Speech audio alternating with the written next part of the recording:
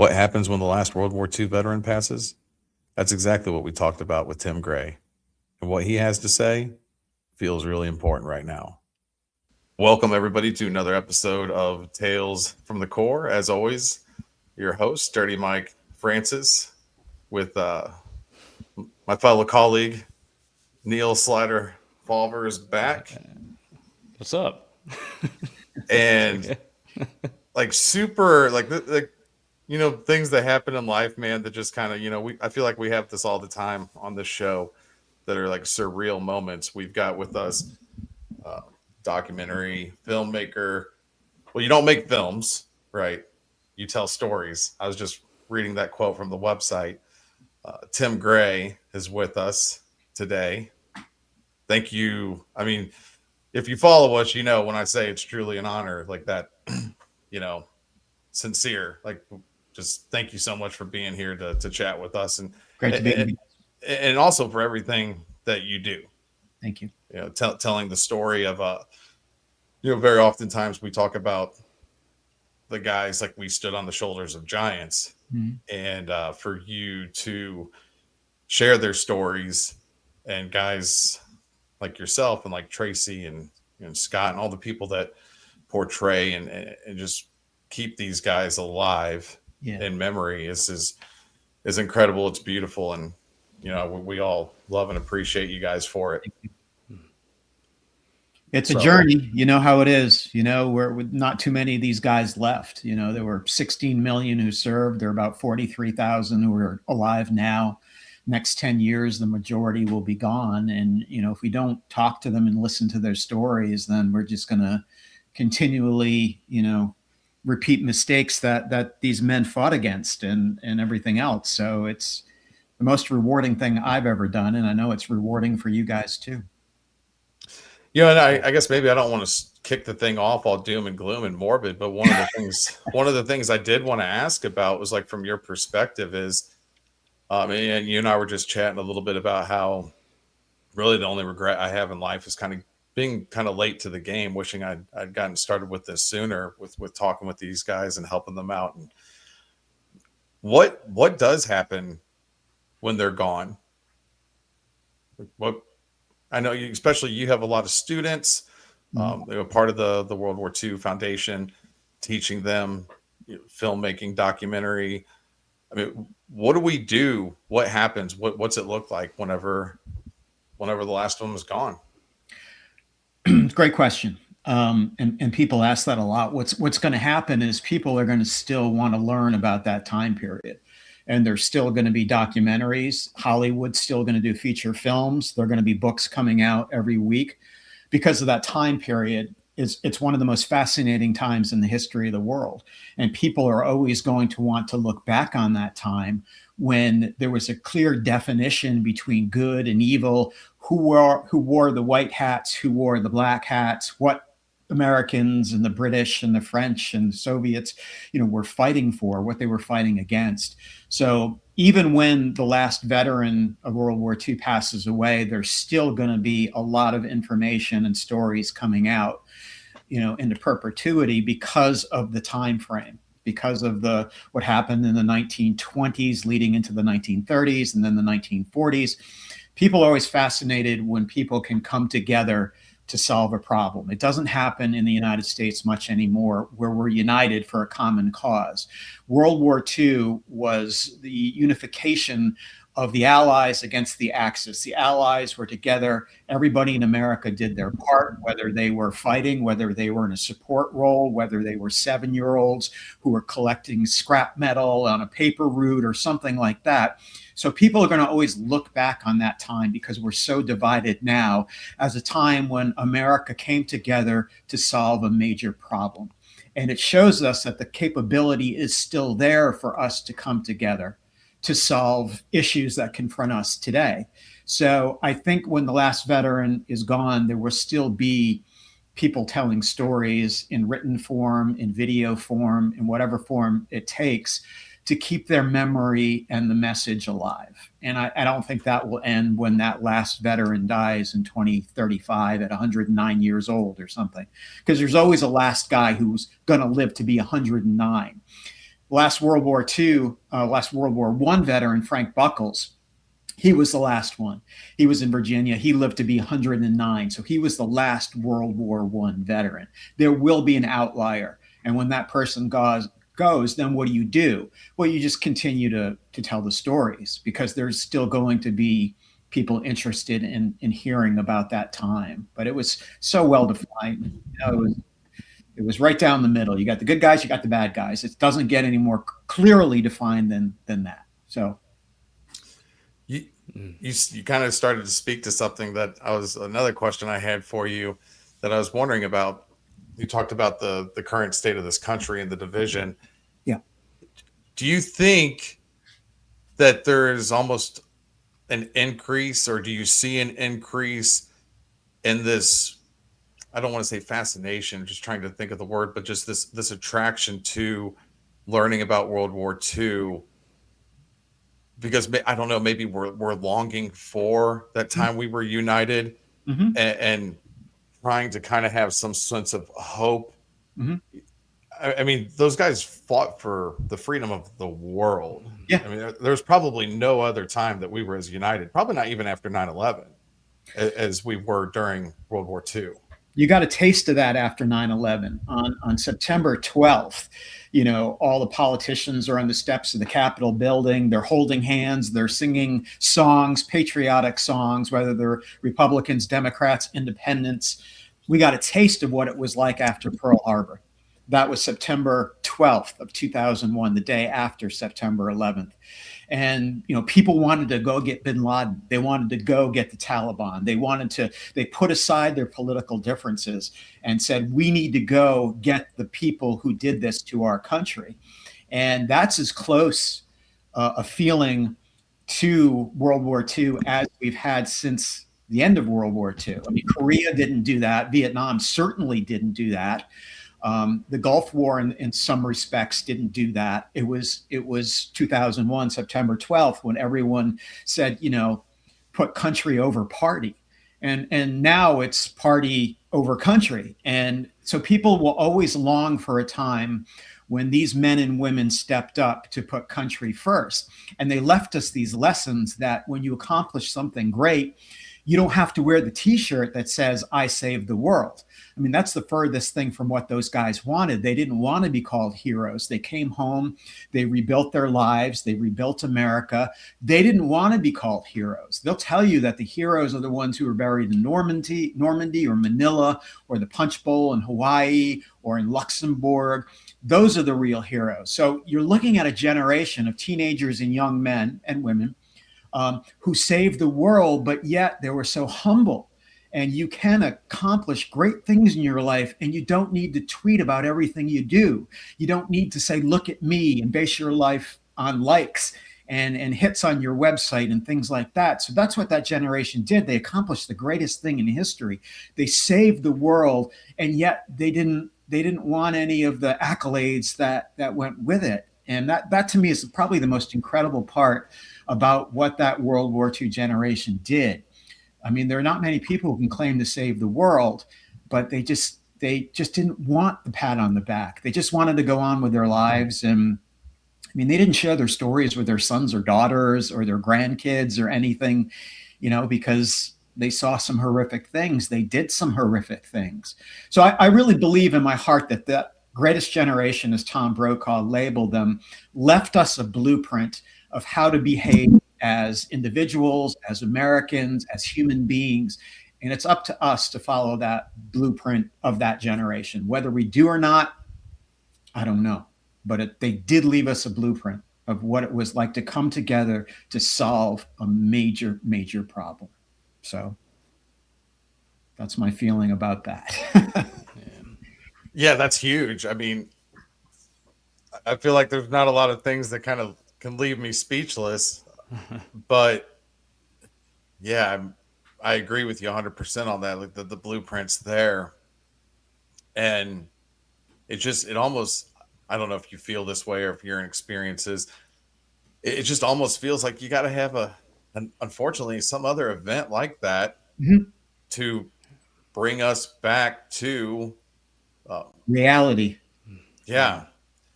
Yeah, and that's, I mean, when you think about 9/11, there are a lot of students today who weren't born then. So they're in schools, they're not teaching about Pearl Harbor at all, but they're certainly not even teaching about 9/11.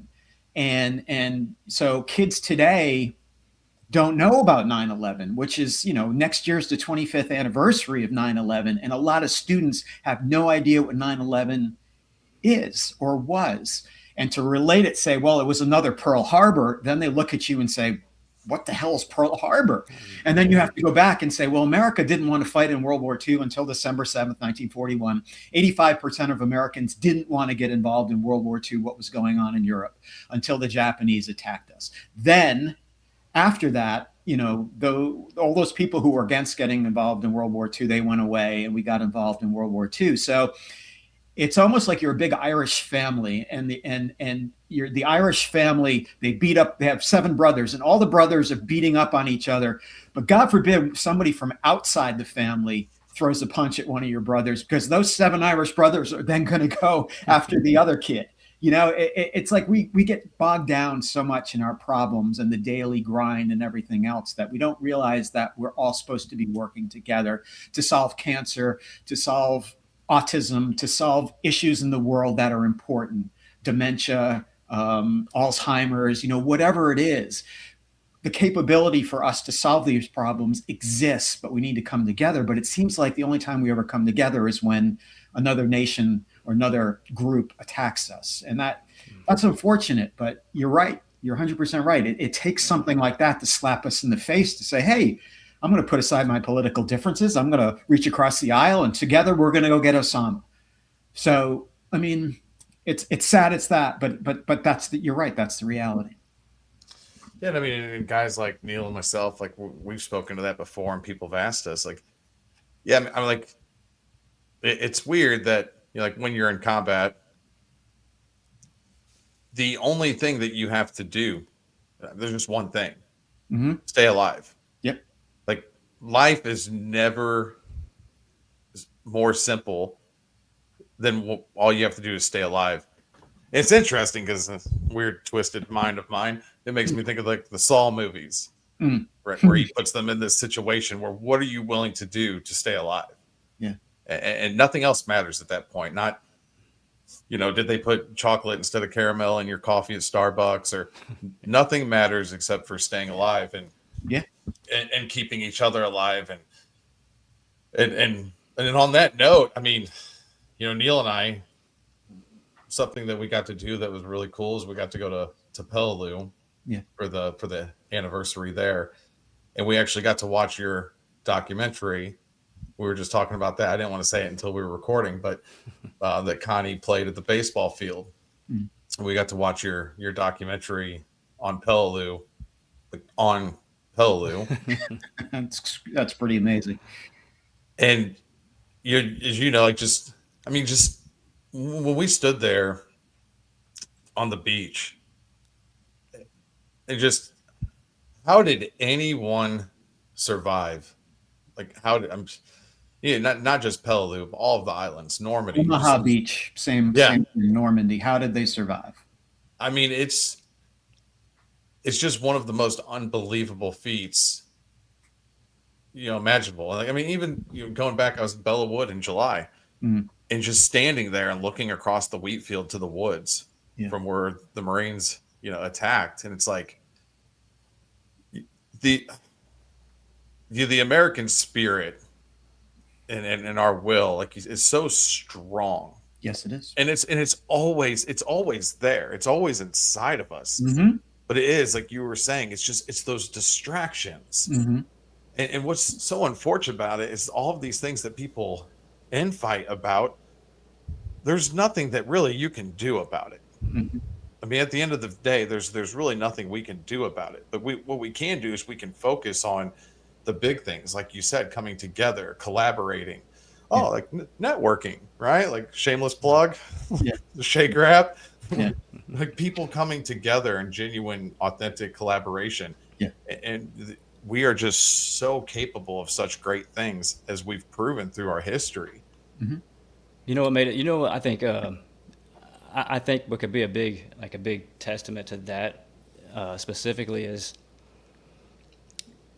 it, and I obviously I don't want anybody to ever experience it, but combat, it's the very essence of human decency and kindness, looking after your brother. Something as simple as, and this pertains to maybe seeing a stranger on the street who might be hurting for some water, giving your brother your last drink of water. Things that go on like that inside a world of chaos, there doesn't have to be chaos for you to be able to do something like that, and it costs absolutely nothing. Mm-hmm. If it can start from giving somebody a bite or a bottle of water, if it can start from there and make this whole thing better, mm-hmm. bring us together. That it's something as simple as that. Again, I don't want anybody to have to ever experience combat to maybe latch onto that mindset, but it's important. I mean, Congress used to have a lot of politicians who served in World War II. Daniel Inouye from Hawaii, Bob Dole. Congress used to be about 50% made up of World War II veterans at one point in the 60s and into the 70s. What those guys did is, because they had been in combat, they knew what was important and what was not important. So while Daniel Inouye, a Democrat, and Bob Dole, a Republican, may not see eye to eye politically, they got through the layer of the BS and got down to what was important because they had been through combat. Mm-hmm. And, they had a respect for each other because they had seen the worst of what humanity can do. And they knew that working together was the way to go, to move forward. And I always, I think people who've been in combat know empathy, like you said, Neil. But the one quote that stands out for me, if we asked a Jewish B-17 pilot in World War II, I said, what was the feeling like? He said, well, it was like this. I'm going to help you, but I know you're going to help me. And together, we're going to get the job done. And that's what happens in combat. Mm-hmm. That's what happens when you're part of a B-17 crew or the 1st Marine Division going into Guadalcanal or Peleliu or something like that. You're relying on somebody. You're putting your life in somebody else's hands. But as much as you're going to help them, they're going to help you. And together, you're going to get the job done. And that's the thing we've lost in this country. Yeah. But combat people, especially, I was never in combat. I was never served in the military. But through all the veterans we've interviewed and spent time with, it's that they knew they could count on their fellow Marine or soldier or something like that. And that's a rare trait, but it's only formed in that band of brothers situation where you're serving with somebody and they become your brother because you're going through all these hellish things with them.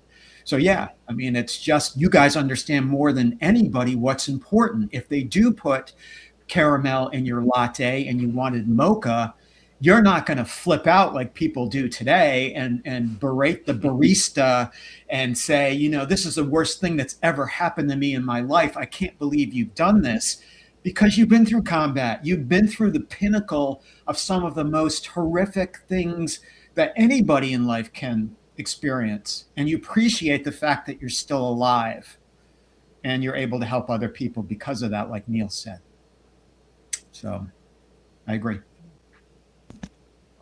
I wonder, because both of us served during, we never served during peacetime. So this would be something interesting to explore with some peacetime, Marines, soldiers, sailors, whatever it may be, airmen.